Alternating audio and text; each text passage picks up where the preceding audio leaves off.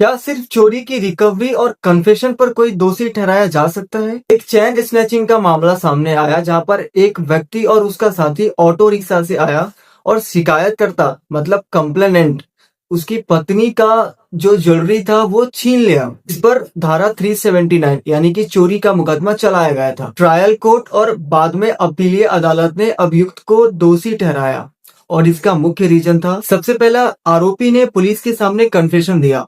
उसने माना कि चोरी का सोना उसी के पास है और फिर उसी कन्फेशन के आधार पर पुलिस ने रिकवरी दिखाई, यानी कि सेक्शन 27 ऑफ एविडेंस एक्ट लगाया गया, क्योंकि रिकवरी सिर्फ उसी हिस्सों से एडमिशेबल होगी जो जानकारी से मिला हो। और फिर सेक्शन 114 सब क्लॉज ए के तहत चोरी के तुरंत बाद माल किसके पास बरामद हुआ, चोर वही हो सकता है।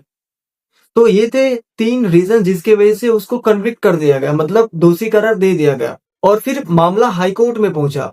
वहां के जो जज है उन्होंने सुप्रीम कोर्ट का एक judgement Manoj Kumar Soni versus state of Madhya Pradesh, ये जजमेंट के बारे में बताते हुए कहा कि सेक्शन 27 के तहत की गई रिकवरी को सब्सटेंटिव एविडेंस नहीं माना जा सकता है। केवल कन्फेशन यानी कि बयान, केवल बयान और रिकवरी ही काफी नहीं है, इसके साथ कोई और संदिग्धता दूर करने वाला साक्ष्य चाहिए। और फिर सेक्शन 114 ए अनुमान लगाने की शक्ति तभी काम आती है जब अन्य कोई और साक्ष्य अवेलेबल हो, सिर्फ रिकवरी और कन्फेशन ही पर्याप्त नहीं है। और फिर हाई कोर्ट ने ट्रायल कोर्ट और अपीलेट कोर्ट के जो जजमेंट थे, जो निर्णय थे, उसको खारिज कर दिया। एक्यूज्ड को बाइज्जत बरी कर दिया गया क्योंकि मामले में पहचान संबंधी और कॉर्पोरेटिव साक्ष्य नहीं थे। इसमें 2 कमियां और भी थी।